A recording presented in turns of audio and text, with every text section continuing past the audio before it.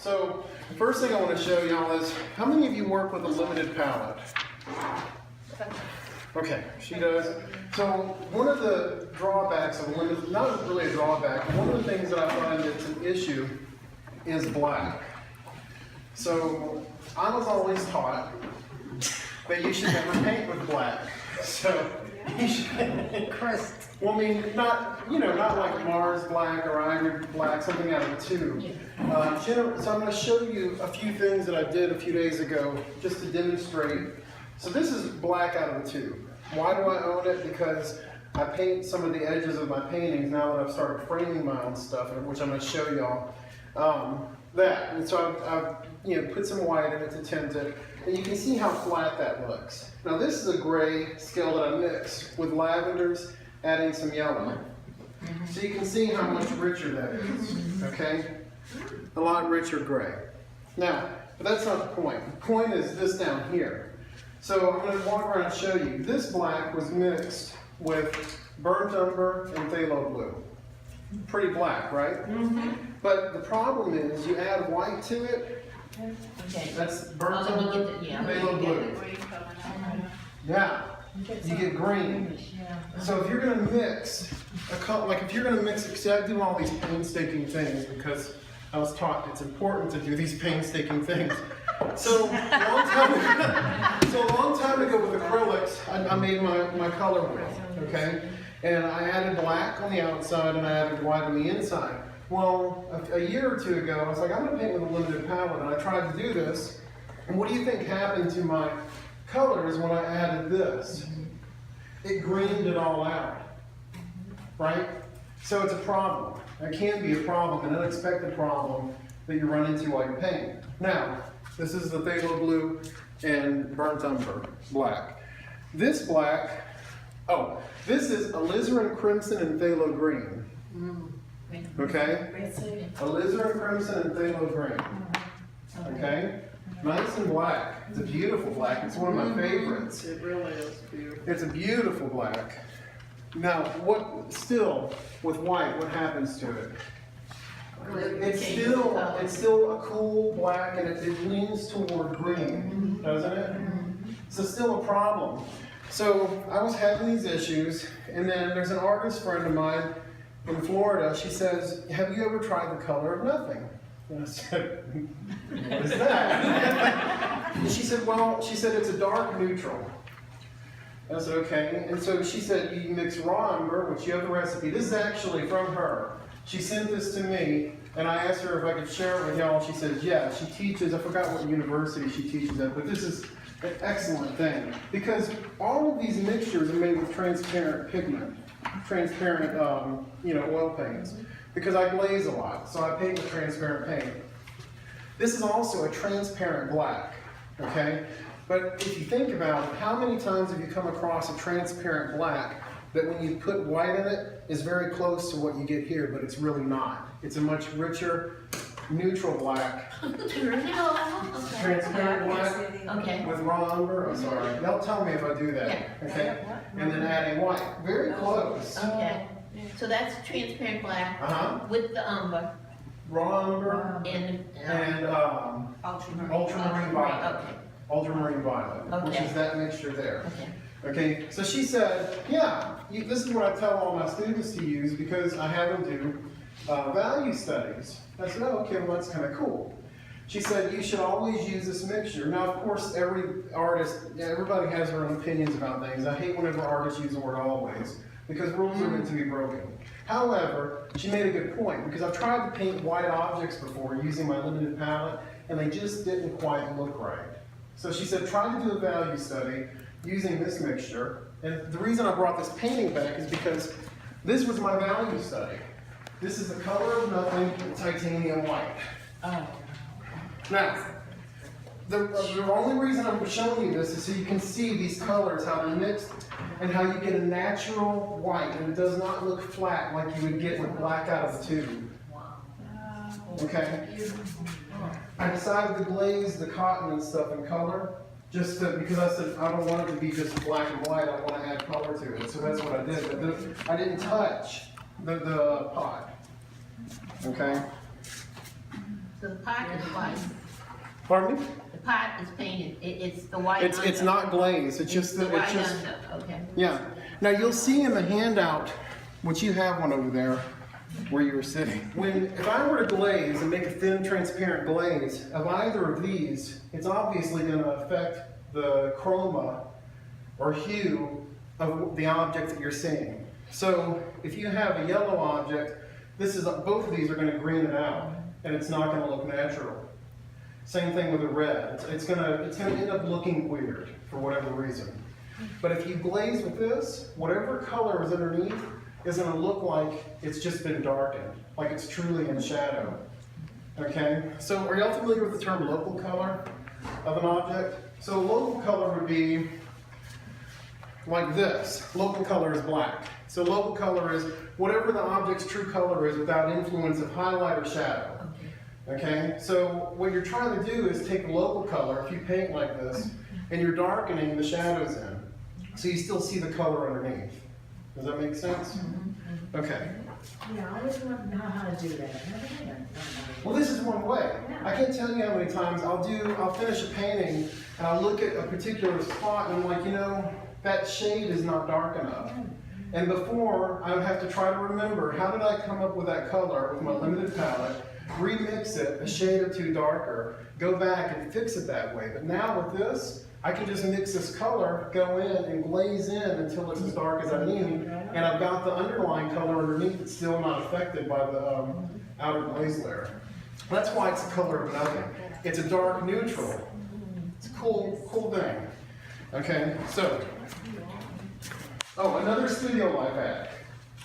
Aside from, see, I went through all the trouble to do my complements and mixing complements together, what colors you get. It's very important, whatever paint brand you decide on, that you do things like this. Because even though the color theory is going to carry through in any pigment that you carry, every paint and every pigment has its own personality.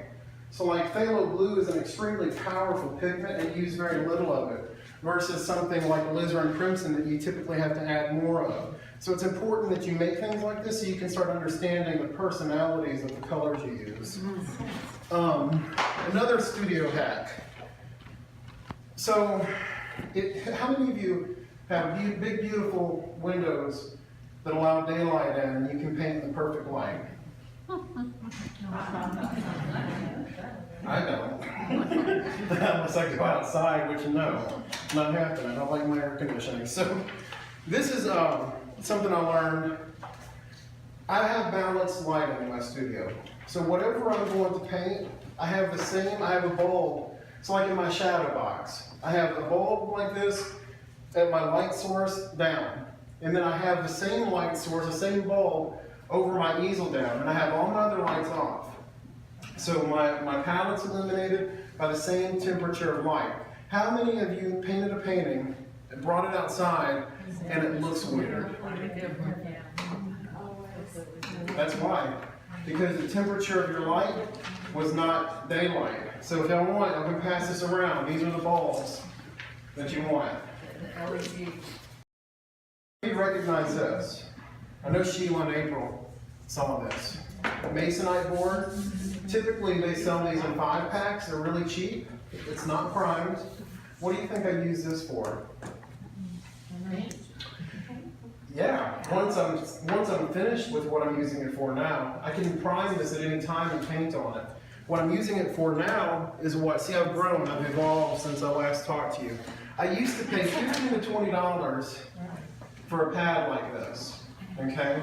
That's expensive, right? Where should your investment go as an artist? Your investments should, well, of course, again, this is like one of those things where they can be broken. I feel your investment should go in your paint and your brushes. Your canvas, even if you buy cheap canvas, you can still prime it extra times to get the, you should prime your canvas. Even if it's triple primed in the store, you should prime it more. But anyway, that's personal opinion. But anyway, this is my palette now. And you see this costs $2.50 at Greer's in Poplarville. I love this. No, I've been using that for This stuff is great. Freezer paper?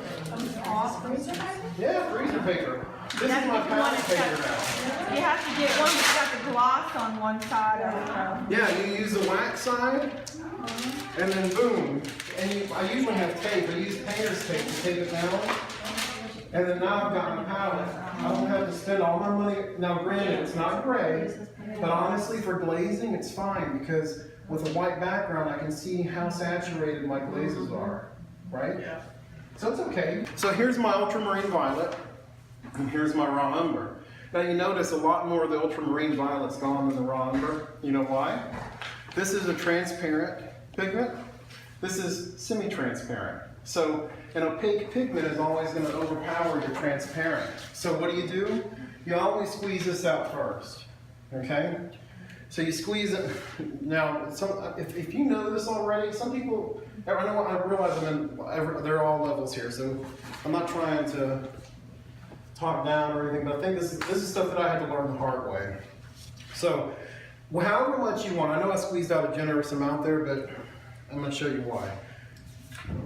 So what you put down is the ultramarine violet. That's the transparent. Paint, whatever size pile of paint that I want, that's going to be determined by however much I squeeze out there, because it's not going to take as much of this to affect the transparent. They're like butter. So it's M gram. They're triple mill press. They're wonderful paints. And what's nice is in plain English it says transparent.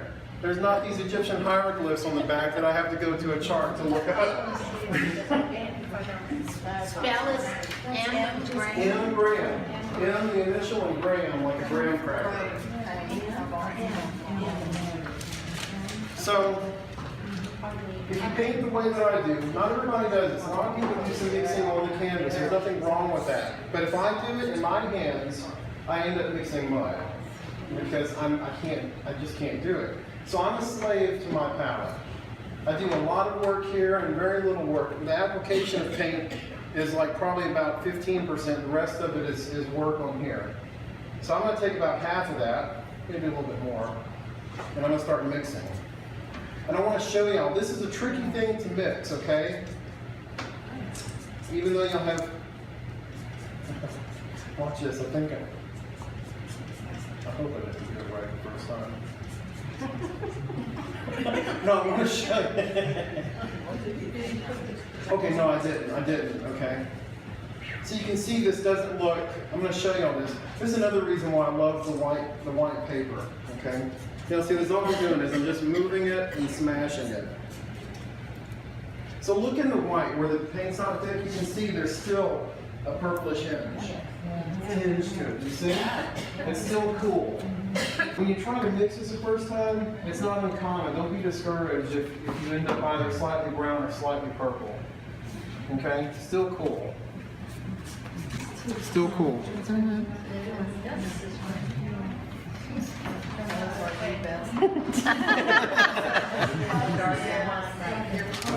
I'm gonna put the rest of this in there. Oh yeah. See? Yeah. Wait, come back. You have to really have a discerning eye for this because it's easy to push it over one way or the other. Okay. So now, what April's talking about is, so let's say that I'm starting a painting and I'm going to do a grisaille. So I talked about, this is another way that I've evolved. I used to do all my grisailles in burnt umber and white. Now I'm starting to think, I think I'm going to start doing it in this because I dreaded using ivory black and titanium white to do a grisaille underpainting because I just didn't like the dullness, okay? So I said, well, with burnt umber at least, it looks kind of black whenever it's really dark if you're using a good quality burnt umber. And, if you're doing the grisaille right, whenever you glaze on, it kind of neutralizes. It's fine.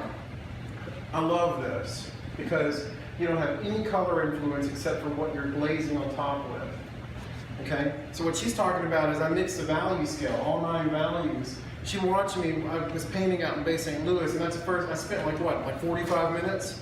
I'd spend like the first hour just mixing before I even touched the canvas. So once I had everything there, the benefit of the value scale, whether you're doing it in grayscale or you're actually painting in color, like let's say you're painting in lemon and you get all of your colors in the lemon from the darkest dark to the lightest light and it's all there. The beauty of that is now you're just applying paint exactly where it needs to go. And if your scale is right, very little blending has to occur. So what's the chance of mixing mud? Little. Unless you go crazy. And you're like, ah! Then you're gonna mix mud. But Corey, in Mason Lewis, you had a sort of a burnt umber looking red behind it, and then you did your bird in the color of well, that's going to be another demo. This is to be continued. So I'm going to show y'all. This is so what she's talking about is this nice Indian red. See, I knew that one of y'all were going to bring this up. Y'all can pass this around. So this is the canvas that I bought that was triple primed according to Hobby Lobby. I primed it 4 more times and sanded it with a 400 grit sandpaper. Then I went and did a glaze layer with this. You feel how the texture's there, but it's not. Great for realism. Pass it You have around. nothing else to do. Oh no, the reason why you should prime more, 2 reasons. Number 1, it improves the quality of your surface. If you run your fingers over an even really good canvas, there are still going to be some bumps and areas that are raised that can mess you up in the painting process. So, important. The other reason is, sorry, I just wondered what a grisaille is. a grisaille is here, I'm going to write it down so you can Google it. It's a grayscale. Okay. It's called a dead layer. Spell it. G-R. Let me write it so I can spell it. S-A-I-L-L-E. G-R-I-S-A. It literally means gray. That's what you demonstrated. That's what I demonstrated before. The bird, the blue jay, was done in a grisaille first, using the color of nothing. Color of nothing, and then I glazed it. And then everything that you see is the underpainting and the color of nothing that's made the bird. Here, I'll pass this around so you can look at it. I built the frame too. That's another demo that I'm thinking about doing. I've ordered copper, silver, and gold leafing, and I bought a router today, so it's about to get crazy.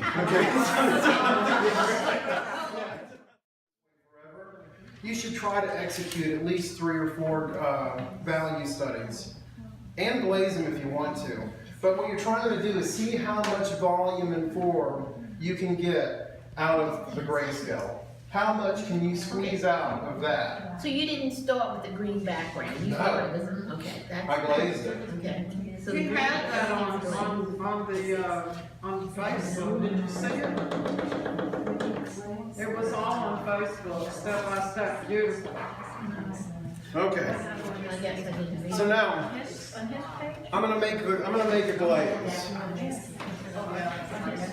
and all that I'm doing is I just put whatever amount I wanted. This time I said I'm gonna make it a little bit thicker, and all I'm doing is getting rid of all the streaks. So this is a little bit of a thicker glaze, but you see how in the white it's really truly a gray, but it's not, because I made it out of raw umber and ultramarine violet. That works because ultramarine is obviously, the violet is violet, raw umber has yellows in it. So they truly are complements in a sense. You have your 3 major groups in there, red, yellow, and blue. Yeah. You could mix something close to this, I'm sure, just using a limited palette, but who has time for that? So,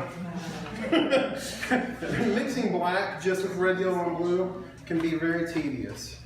When you're covering your canvas, you're using gesso? Yeah, just white gesso, white acrylic gesso. And then but in between each coat, 400 grit sandpaper. And then, yeah, at least 4 times. The other thing too about it is, an artist shared this with me, and I've looked, tried to look, but she said, over time, if you don't do that, especially with oil paint, not so much with acrylic, well, not at all with acrylic because it's water-based, but with oil paint, over time, the oil and the paint will actually leach in to the fibers of the canvas and eventually destroy them. So that's why it's important to do multiple layers, even on top of that. Think about the mummies. That's one of the reasons why their bandages look like crap, because they use oil and tar and resin to mummify them, and that eventually helped the linen to disintegrate. But if you look at outer wrappings of mummies, the linen, it's still like relatively in good condition. I have to go back and buy all oil stuff again. So just look at that, and I didn't darken it much, but you see the yellow is still yellow. I want my paint To me, the yellow is the test, because yellow is weird whenever you start trying to tint it. If you add black to yellow, what do you get? You get olive green. Yeah, split pea soup. It's nasty.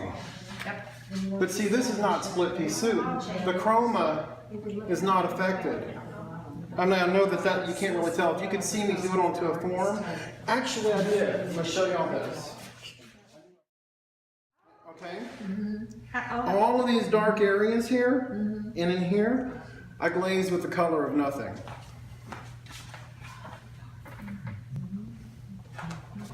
So you started off with a yellow lemon. I mean, you started off with yellow and The not, yellow not pear, yeah. a yellow pear, not with grisaille. You started off with Oh, no, yellow. I just did a grisaille. This one I did in burnt umber because I was teaching her that method because I felt most comfortable because I'm still experimenting with this. So I taught her, this is burnt umber, so that is not with the color of nothing, but I use the color of nothing to darken in the areas to give more form and dimension. You can make this mixture as thick or as thin as possible. If you need to just darken just a tiny bit, you thin it out more. If you need to make it much darker, then you leave it thicker. It's a transparent paint, so you don't have to worry about it completely covering up what's underneath. Okay? It's very versatile. So going back to the frame, let me pass this around. Where is it? Oh. See, this is my big of the building. So look, when I started building frames, this was my prototype. I was like, oh, how boring. So here, well, I went online and somebody made a floating frame. So that's what that is. It's called a float mount. Okay, you see there's a 1/4 inch space between the canvas and the frame. There are three mounting ways, and if I do a demo on this, I'll go into it more. There's float mount, which is that. There's flush mount, which is what I was trying to attempt here, where the canvas is literally pressed up against the edge, but it's not overlapping, and then you have the traditional mounting where the canvas is behind. So you can pass that around. That's my. I built this one today. I'm not finished with it because I need to still stain it and everything for this, but let me just show you how cool this is. Now you can say, now this frame, you know how much this cost me to make? You can see how, $1.99? under $5. Okay. And how much was the router?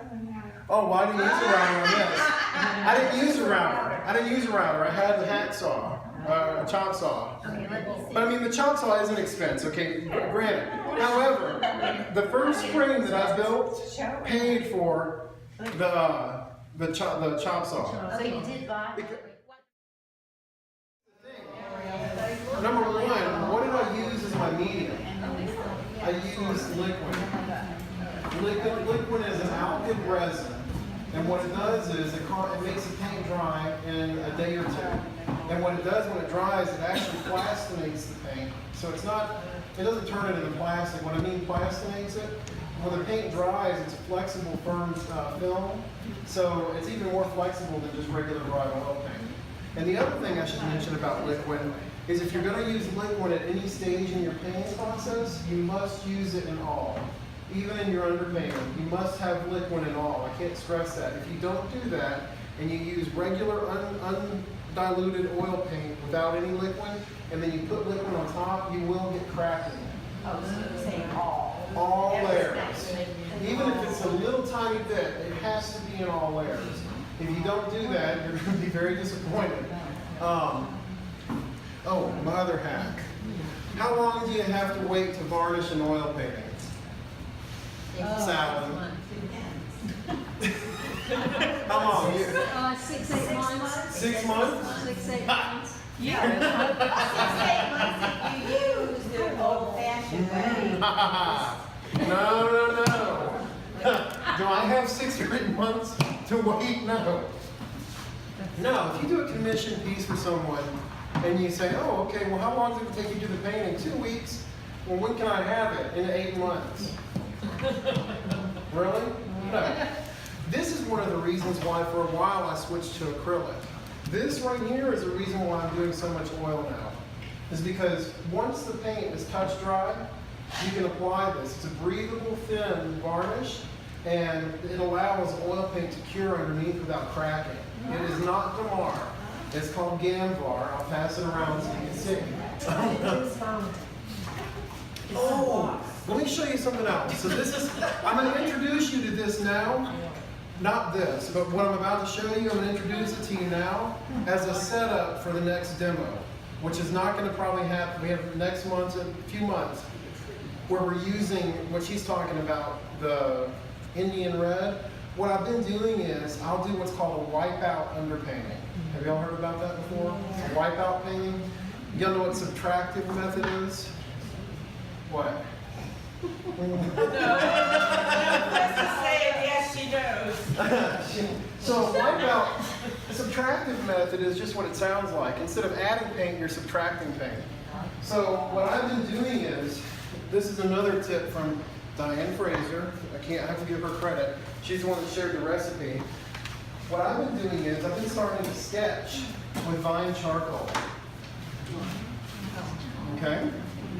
I know, I don't like it either. But just watch how wonderful this is. I know, just I don't. had the worst experience with putting. I know. Just so let's say I'm doing the pear, okay? So let's start with our basic shapes. Okay, we got a sphere, right? And then the top of the pear is somewhere here, and then it comes off to the side here, and it's got like this weird shape out here, and then you got the stem that comes down this way, and it's got a little thing here with a leaf, and then it curls up this way. Okay, boom. Basic sketch. All right. Now, this is what's magic about it. Not the vine charcoal. This is just to establish a composition. This is a Derwent watercolor pencil in ivory black. Now, what's so special about using watercolor pencil whenever you're using oil? It doesn't activate.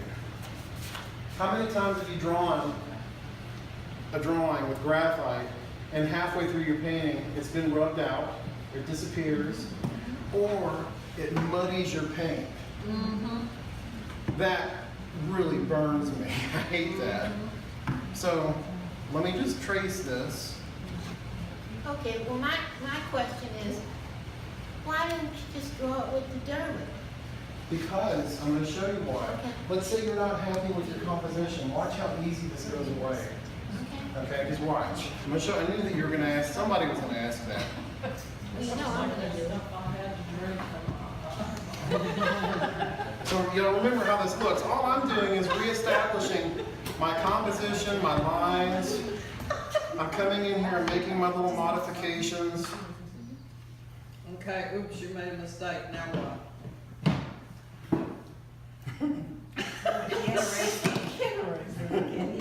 Use your little finger just to smooth it a little. Okay, so here, doesn't look like much, right? This is why you use vine charcoal first. You don't have to do this. Sometimes I skip this step. But watch this. Watch how magical. That even comes with music. Yeah. That's your original? Yeah. This is, I erased it with a piece of paper towel. This is the watercolor tracing that I did of my vine charcoal. Oh, so what you're saying, The charcoal just came right off. okay, you're saying that you did the vine charcoal until you got the actual design. Yeah, if I didn't like what I drew with the vine charcoal, guess what I do? I just I was wipe it wondering off. why you just didn't draw it to begin with. Yeah, that's why. Because if you draw with that first, guess what? You're stuck with it. And who likes that, You right? mean, when we do our initial sketches, We make mistakes. All of my watercolor pencil drawing is now ultra preserved because it's under this when it dries. Then, when I come over with my other layer of raw umber or whatever brown I'm going to use, I can wipe out the highlights and do the subtractive method. And now I have established crude values. And it's a roadmap to my painting. So you wipe it out with what? An old t-shirt. Yeah, did you let this layer dry with the drawing underneath? I'm going to show y'all this if y'all want to see this because it's really cool. Because it deals with light mass and shadow mass. So all you're concerned with when you do a wipeout is wiping out only areas where light actually touches, not reflected light. So really all you're doing is distinguishing, this is my light mass, this is my shadow mass. So you're not worried about value, all you're worried about is light and dark. Once that dries, you go in and you start painting, but now you have an established roadmap to your painting. I did, yeah. Cool, huh? Yeah. And if you do the grayscale like that, there's a page on here, I included, I think I did. The third one? Color of nothing glaze, color of nothing opaque. Okay, no, I thought I had it in here. I'm sorry. But anyway, so if you look at this page, color of nothing opaque, once you have your 9 values mixed, the first 4 from white down is your light mass values. And then from black up to the middle are your shadow mass, and in between are your transitional zones. So if you do the wipeout, you can do you can literally paint in all your light mass first and paint in all your shadow mass, and it looks good. I'll show you all that. That's another demo. You That's said, a whole you said you can do either or, is that what you're saying?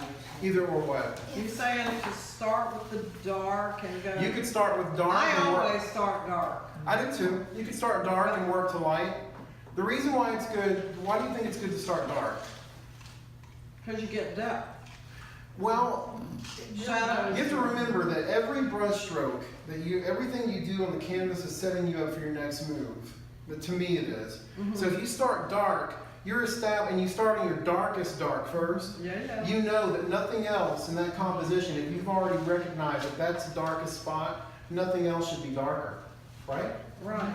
So once you do that, you move up to your next value, Right. and you paint that in, and then your next value, and you're moving up that ladder. So then everything's going to be in balance. It's light logic. And you're also painting dimensions in because you're bringing it forward. Exactly, exactly. Some people start from light. They'll mark out the highlights and they'll paint from that in. But I do the opposite. You can paint either way. You can paint from background forward, which I still do that too. That you taught me that. She paints furthest thing, well, used to at least. But I don't know. Still do furthest thing forward. And the benefit of doing that is, as you start layering things on top, depending on how far away it is, you can fuzz out your edges so things look like they're, rolling into the distance, and you have I thought more. it had something to do with the subject matter, because the last and the most important thing would be something that's forefront and.